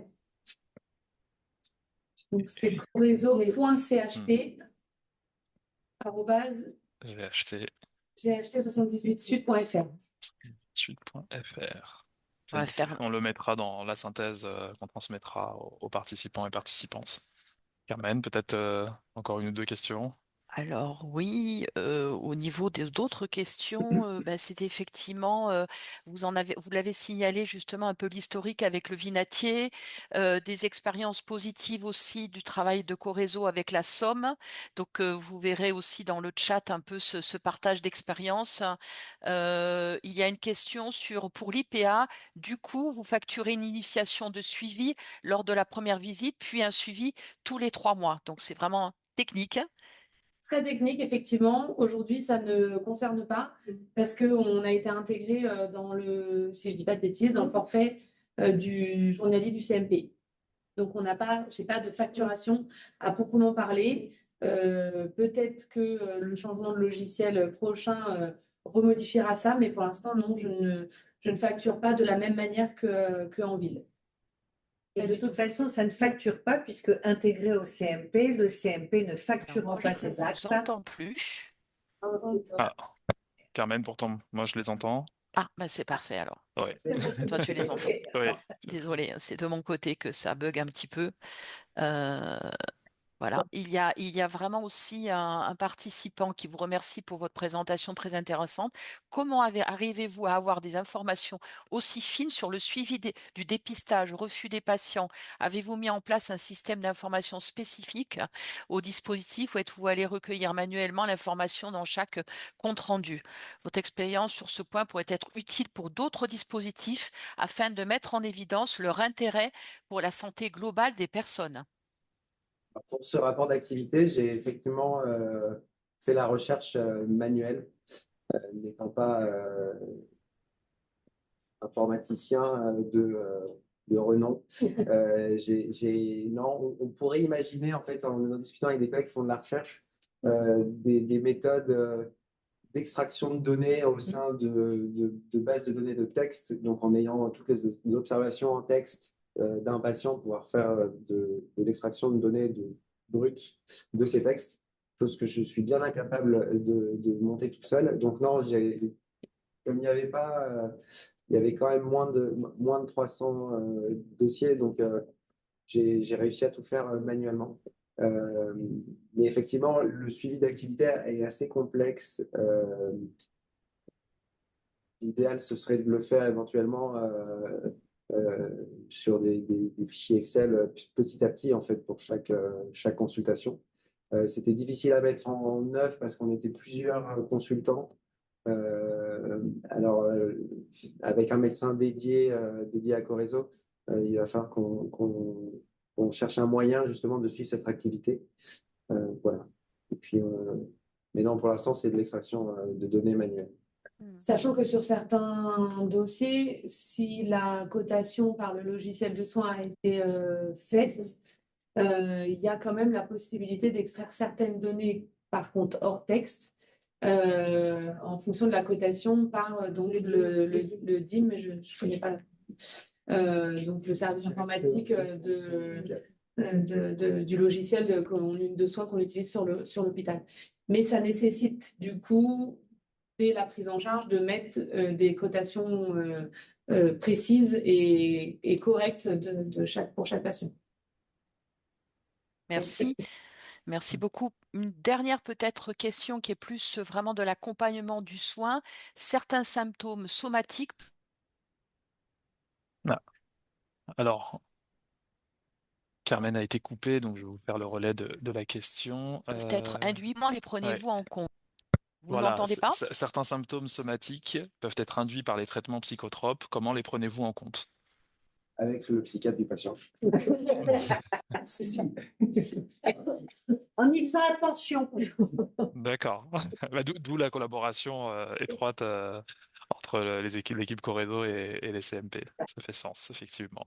Ne pas oublier que nos médicaments sont dangereux. très important en effet. On va s'arrêter là pour ce temps de questions-réponses. On a un petit peu débordé, mais bon, on avait un petit souci technique, ça nous permet de rattraper un peu le temps perdu.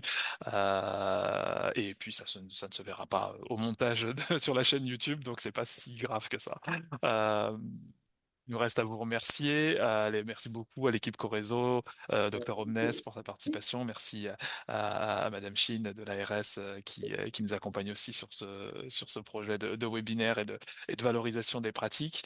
Merci aux participants et participantes qui nous ont suivis tout au long de ce webinaire et qui ont posé plein de questions très pertinentes.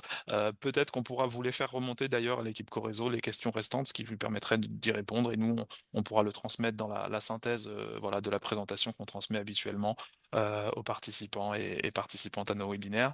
Est-ce que j'oublie quelque chose? Non, je crois que tu as Non. tout dit, Aboubakri. Et je pense Merci qu'après, merci à c'est... vous pour l'accompagnement. On voulait vous Oui, remercier parce que vous avez été très présent et c'est ça aussi la collaboration. C'est précieux. Voilà, exactement. on a C'est appris un plein de plaisir. choses grâce Ah à oui, vous oui. aussi. Hein. Le CAPSI, vous voyez, pour nous, c'est du recensement. Donc, on est toujours en action et c'est vraiment l'occasion, par le biais de ce webinaire, c'est de permettre aux nombreux participants et ceux qui visionneront en replay le webinaire, c'est de découvrir votre pratique, de s'en inspirer. On apprend plein de choses. Vraiment, c'est formidable et on a envie de vous rejoindre. Ça, c'est certain. Et puis, avec, avec l'adresse justement qui sera rectifiée, eh bien, les participants, s'ils le souhaitent, pourront communiquer avec vous, peut-être s'il y a des questions qu'on a peut-être omis de mettre en valeur sur cette intervention, mais il y en avait de nombreuses. Donc, on a fait un peu une synthèse de tout ça. C'est ça. Merci à tous et à toutes. Merci à vous. Merci à vous, hein, en tout cas. Au revoir. Merci. Merci. Au revoir. Au Au revoir. revoir. Merci à vous. Bon appétit. Merci vous aussi. Merci.